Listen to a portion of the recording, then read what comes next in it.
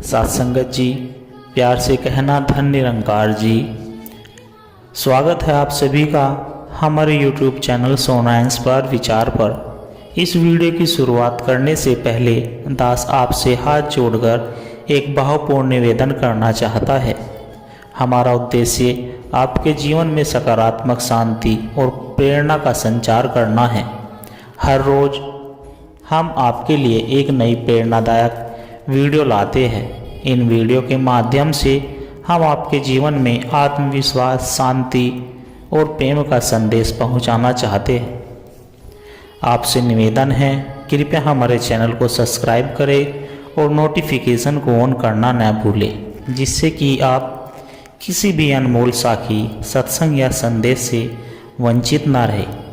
आज की हमारी कहानी का विषय है जीवन में सत्संग का महत्व।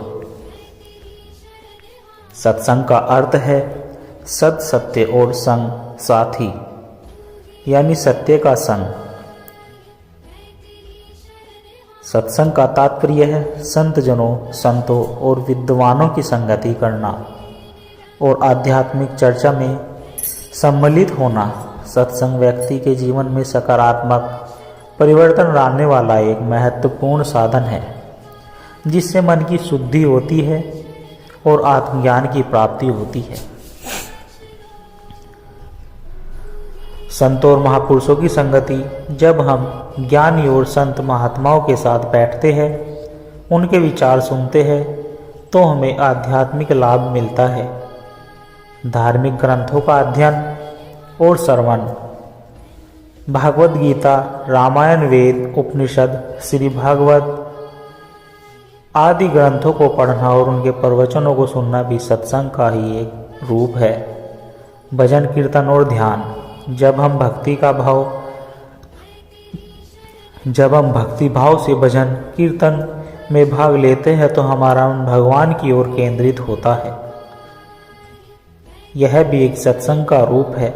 संतजनों और भक्तों की साथ संगति, सदाचारी और ईश्वर भक्त लोगों के साथ समय बिताते हैं, हमारे शुद्ध विचार सुनते हैं और अपने शुद्ध विचार सुनाते हैं। यह भी एक सत्संग का ही रूप है।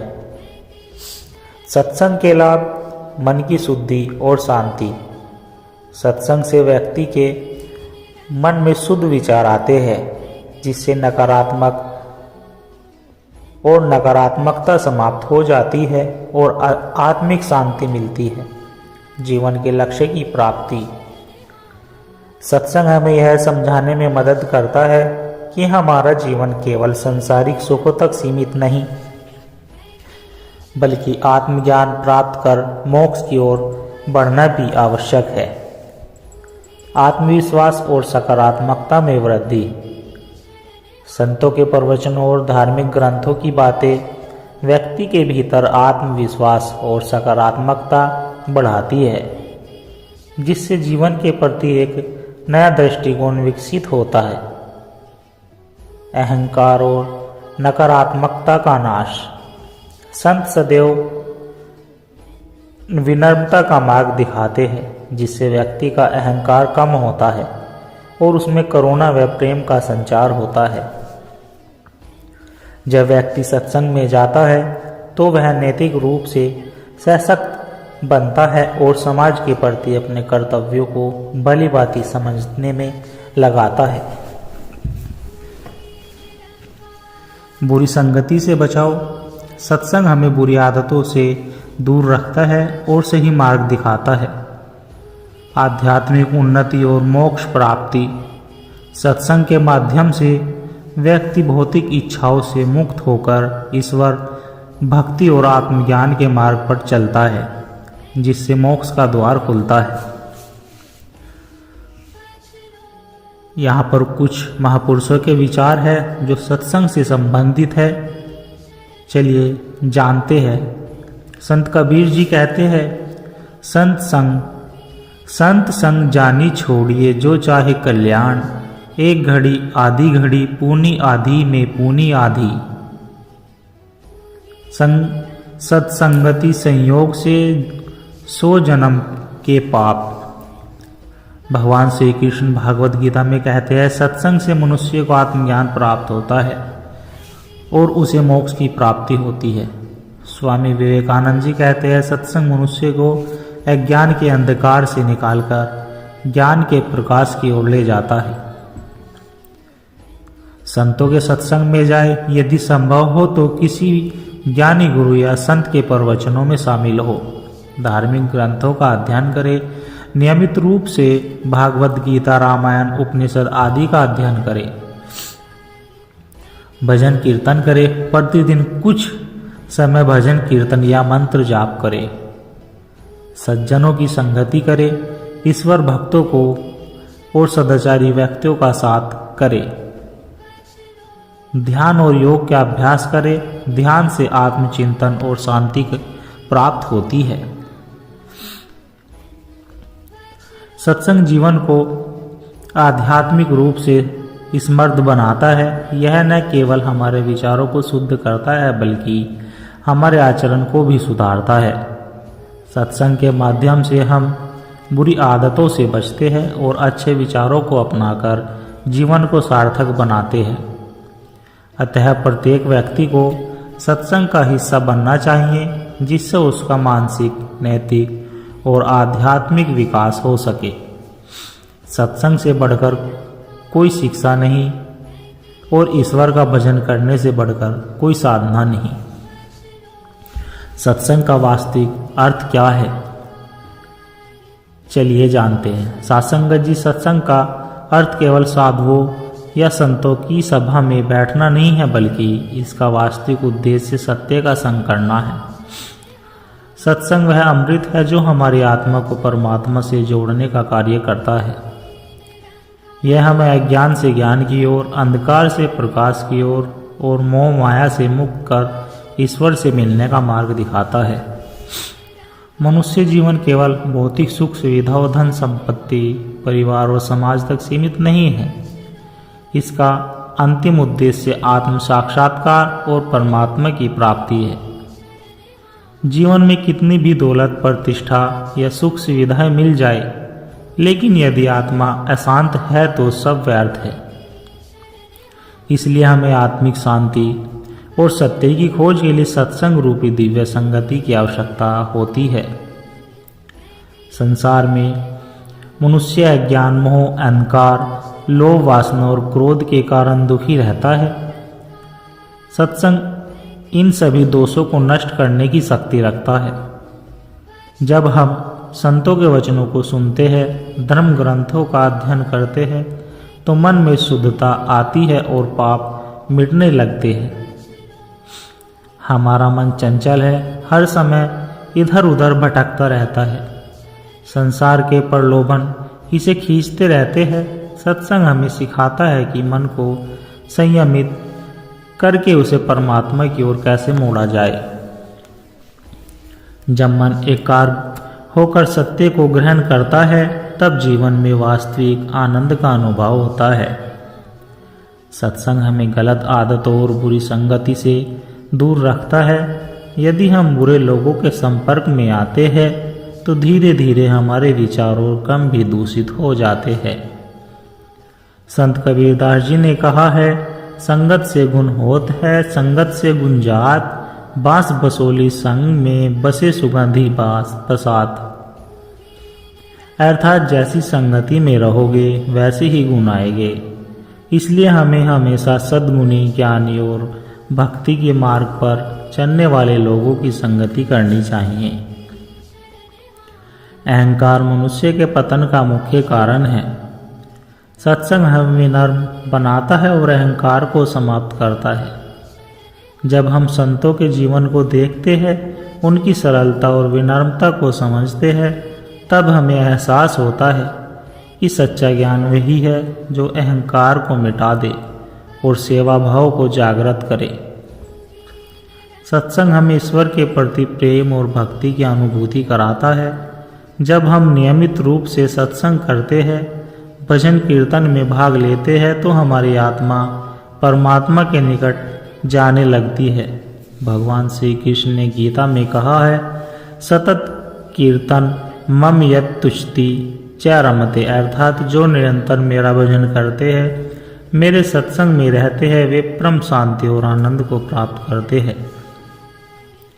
सत्संग केवल आध्यात्मिक लाभ ही नहीं देता, बल्कि यह हमारे व्यवहार और आचरण को शुद्ध सुधारता है। यह हमें प्रेम, करुणा, दया, क्षमा, सेवा और सत्य जैसे सद्गुणों की ओर ले जाता है। जब हम सत्संग से जुड़े रहते हैं तो हमारे विचार सकारात्मक हो जाते हैं और हम समाज में एक श्रेष्ठ व्यक्ति के रूप में जाने जाते हैं। मनुष्य के भीतर अपार आध्यात्मिक शक्ति होती है, लेकिन वह अज्ञान और मोह में फंसा रहता है। सत्संग हमें अपने भीतर की शक्ति को पहचानने में सहायता करता है। यह हमें ध्यान, साधना, जप और ईश्वर भक्ति के माध्यम से आत्मशक्ति को जागृत करने की प्रेरणा देता है। संसार में आना और जाना एक चक्र है, लेकिन सत्संग हमें इस जन्म मरण के चक्र से मुक्त होने का मार्ग दिखाता है। सत्संग के माध्यम से हम सांसारिक बंधनों से मुक्त होकर मोक्ष की ओर बढ़ सकते हैं। यह हमें बताता है कि हमारा असली घर यह संसार नहीं, बल्कि ईश्वर का धाम है, जहां हमें वापस जाना है। सत्संग जीवन को एक नई दिशा और ऊंचाई प्रदान करता है। यह हमें सच्चे सुख, शांति और आत्मज्ञान की ओर ले जाता है। यदि हम चाहते हैं कि हमारा जीवन सार्थक बने तो हमें नियमित रूप से सत्संग करना चाहिए, संतों के उपदेशों का पालन करना चाहिए और ईश्वर के प्रेम में लीन रहना चाहिए। सत्संग से बढ़कर कोई तीर्थ नहीं और ईश्वर भजन से बढ़कर कोई पूजा नहीं। सासंगत जी, आप जी के चरणों में एक आध्यात्मिक प्रेरणादायक कहानी विचार, जिसका विषय है सच्ची भक्ति का चमत्कार। चलिए सुनते हैं। बहुत समय पहले की बात है। एक छोटे से गांव में माधव नाम का एक गरीब किसान रहता था। वह अत्यंत ईमानदार, परिश्रमी और भगवान का भक्त था।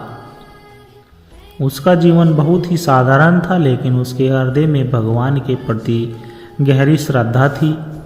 वह प्रतिदिन प्रभु का भजन कीर्तन करता और जो भी अन्न प्राप्त होता उसमें से पहला अंश भगवान को अर्पित करता था। उसी गांव में एक धनी व्यापारी भी रहता था, जिसे अपनी संपत्ति पर बहुत अहंकार था। उसे माधव की भक्ति व्यर्थ लगती थी। वह अक्सर कहता, भगवान किसी की मदद नहीं करते। अगर मेहनत से ही सब कुछ मिलता है तो यह भजन पूजन में समय बर्बाद क्यों करना। माधव बस मुस्कुराकर कहता, भगवान की कृपा से सब संभव है। सच्चे मन से की गई भक्ति व्यर्थ नहीं जाती।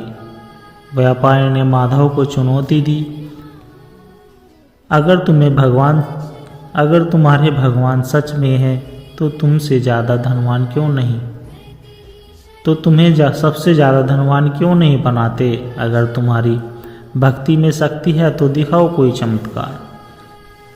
माधव ने विनम्रता से उत्तर दिया, भगवान की कृपा सब पर होती है, लेकिन सच्ची भक्ति का अर्थ सिर्फ धन प्राप्त करना नहीं, बल्कि आत्मा की शांति और संतोष है। व्यापारी ने मन ही मन सोचा कि वह माधव की भक्ति की परीक्षा लेगा।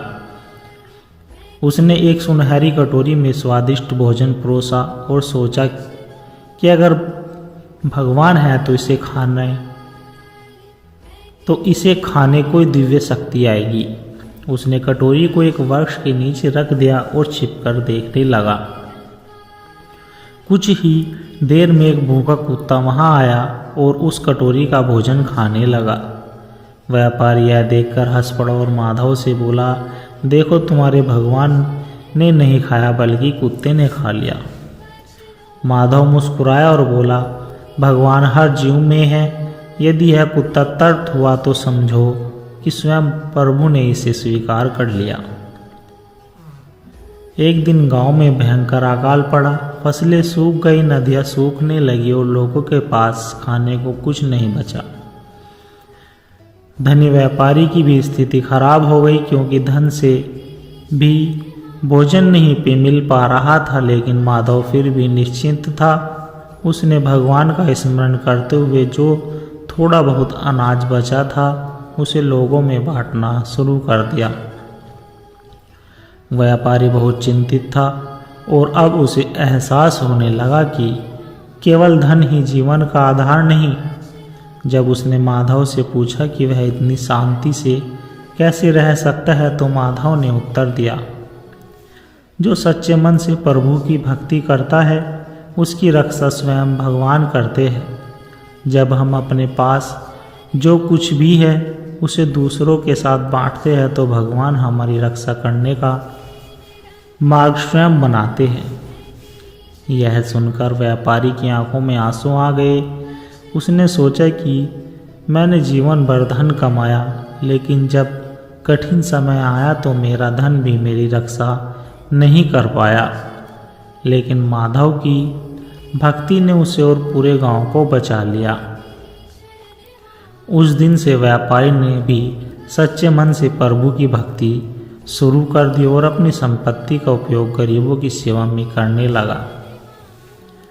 सत्संगत जी, इस कहानी से हमें यह सीख मिलती है कि सच्ची भक्ति केवल चमत्कार दिखाने के लिए नहीं होती, बल्कि यह हमें जीवन की हर कठिनाइयाँ में शक्ति और संतोष प्रदान करती है। भगवान केवल धन से खुश नहीं होते, बल्कि हमारी सच्ची श्रद्धा, सेवा और प्रेम को स्वीकार करते हैं। जो सच्चे मन से भक्ति करता है उसकी रक्षा स्वयं भगवान करते हैं। भगवान का न्याय। बहुत समय पहले एक नगर में एक महान राजा राज करता था। वह न केवल वीर और न्यायप्रिय था, बल्कि अत्यंत धार्मिक प्रवृत्ति का भी था। उसके दरबार में कई ज्ञानी संत और विद्वान रहते थे, जो उसे धर्म और सत्य के मार्ग पर चलने की प्रेरणा देते थे। राजा का नियम था कि वह प्रतिदिन अपने महल के मंदिर में जाकर भगवान की पूजा करता और संतों के सत्संग में बैठता। वह मानता था कि सत्य और धर्म के मार्ग पर चलने वाला व्यक्ति ही सच्चे सुख और शांति को प्राप्त कर सकता है। एक दिन एक संत उसके दरबार में आए। राजा ने उनसे प्रसन्न किए, महाराज, मैंने सुना है कि भगवान निष्पक्ष न्याय करते हैं और सच्चे भक्तों की रक्षा करते हैं, लेकिन कई बार मैं देखता हूँ कि अच्छे लोग दुखी रहते हैं और बुरे लोग सुख भोगते हैं। क्या सच में भगवान न्याय करते हैं? संत मुस्कुराए और बोले, राजन, भगवान का न्याय तुरंत दिखाई नहीं देता, लेकिन उसका न्याय अटल और अपरिवर्तनीय होता है। यह बात मैं तुम्हें एक कहानी के माध्यम से समझाऊंगा। संत ने राजा को एक कथा सुनाई। एक बार एक साधु तीर्थ यात्रा के लिए निकले। वे दिन भर चलते और रात को जहाँ भी स्थान मिला वहीं विश्राम कर लेते।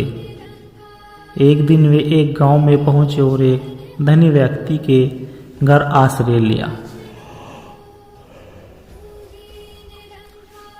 धनी व्यक्ति ने उन्हें भोजन तो दिया, लेकिन बहुत ही कठोर व्यवहार किया और साधु को अपने घर के बाहर सोने के लिए कहा। साधु ने कोई शिकायत नहीं की और रात भर वहीं रहे। सुबह जब साधु जाने लगे तो उन्होंने देखा कि धनी व्यक्ति का घर बहुत सुंदर और मजबूत है, लेकिन घर की एक दीवार थोड़ी कमजोर थी। साधु ने अपने तपोबल से वह दीवार ठीक कर दी और फिर वहां से आगे बढ़ गए। राजा यह सुनकर चौंका और बोला, लेकिन महाराज, अब वह व्यक्ति तो अभद्र था। उसने साधु की ठीक से सेवा नहीं की, फिर भी साधु ने उसे आशीर्वाद क्यों दिया? संत मुस्कुराए और बोले, राजन, अभी पूरी कहानी बाकी है। साधु आगे बढ़े और शाम को एक गरीब किसान के घर पहुंचे। किसान बहुत दयालु था। उसने अपनी छोटी सी झोपड़ी में साधु को ठहराया और अपने घर का सबसे अच्छा भोजन साधु को खिलाया। रात को साधु बहुत ही सुखपूर्वक सोए, लेकिन सुबह जब साधु जाने लगे तो किसान की एकमात्र गाय मर गई। यह देखकर राजा अत्यंत आश्चर्यचकित हुआ और बोला, यह तो अन्याय हुआ। जो व्यक्ति साधु की सेवा कर रहा था उसकी गाय मर गई और जिसने कठोर व्यवहार किया उसका घर सुधर गया। ये कैसा न्याय है? संत ने मुस्कुराते हुए कहा, राजन धैर्य रखो, तीसरी घटना सुनो। साधु आगे यात्रा करते हुए गए और एक जंगल में पहुंचे जहां कुछ डाकू रहते थे। उन डाकुओं ने साधु को लूटने की कोशिश की, लेकिन जब उन्हें कुछ नहीं मिला तो वे हंसने लगे और साधु को छोड़ दिया। तभी वहां एक सैनिक आया और डाकुओं को पकड़ने की कोशिश की, लेकिन सैनिक को मारकर डाकू भाग निकले। राजा यह सुनकर और भी अधिक आश्चर्यचकित हुआ। महाराज, क्या अब भी तुम्हें भगवान के न्याय पर संदेह है? संत ने राजा से पूछा। राजा बोला, हाँ, यह तो बिल्कुल उल्टा हुआ। जिसने दया दिखाई उसकी गाय मर गई, जिसने साधु का अपमान किया उसका घर ठीक हो गया और जो डाकू थे वे बच निकले। सत्संगत जी, संत ने समझाया, राजन, जो धनी व्यक्ति था उसने अपने जीवन में कई बुरे कर्म किए थे। उसके घर की उस दीवार के नीचे खजाना दबा हुआ था। अगर वह दीवार गिर जाती तो उसे खजाना मिल जाता और वह और भी अधिक अहंकारी बन जाता। साधु ने दीवार को ठीक करके उसे इस पाप से बचा लिया। जो गरीब किसान था उसकी गाय ही उसकी रोजी रोटी थी, लेकिन भगवान जानते थे कि उसके अच्छे कर्मों का फल उसे बहुत बड़ा मिलने वाला है। अगले दिन राजा के दूत आकर उसे अपने खेतों के मालिक के रूप में नियुक्त करने वाले थे। यदि उसकी गाय जीवित रहती तो वह खेत लेने से मना कर देता और अपने छोटे व्यवहास में ही लगा रहता। भगवान ने उसकी गाय छीनकर उसे अधिक बड़ा उपहार दिया है। जहाँ तक डाकुओं की बात है, वे बहुत पापी थे। उन्होंने कर्मों का फल मिलना तय था, लेकिन यदि सैनिक को मारने के बजाय वे पकड़े जाते तो उन्हें मृत्यु दंड मिल जाता। भगवान ने उन्हें कुछ समय और दिया ताकि वे अपने कर्म सुधार सके। राजा की आंखें खुल गई। वह समझ गया कि भगवान का न्याय तुरंत प्रकट नहीं होता, लेकिन वह निश्चित रूप से सही समय पर हो जाता है। सत्संगत जी, इस कहानी से हमें यह सीख मिलती है कि भगवान का न्याय स्थिर, सत्य और अटल है। हमें जीवन में होने वाली घटनाओं को केवल सतही दृष्टि से नहीं देखना चाहिए, बल्कि यह समझना चाहिए कि हर परिस्थिति में भगवान का कोई न कोई उपदेश छिपा ही होता है। कभी कभी जीवन में जो हमें अन्याय लगता है वह वास्तव में भगवान की महान योजना का एक हिस्सा है। हमें धैर्य रखना चाहिए और ईश्वर पर पूर्ण विश्वास बनाए रखना चाहिए। सत्संगत जी, दास के द्वारा कहे गए प्रेरणादायक कहानी विचार, सत्संग विचार अब यदि आप सभी को अच्छे लगे हो तो लाइक, कमेंट, शेयर करें और हमारे चैनल को भी सब्सक्राइब कर दें और दास को आशीर्वाद दे। आप जी के चरणों में हर रोज ऐसी ही एक प्रेरणादायक कहानी विचार, सत्संग विचार लेकर आता रहूं। सत्संगत जी, प्यार से कहना, धन निरंकार जी।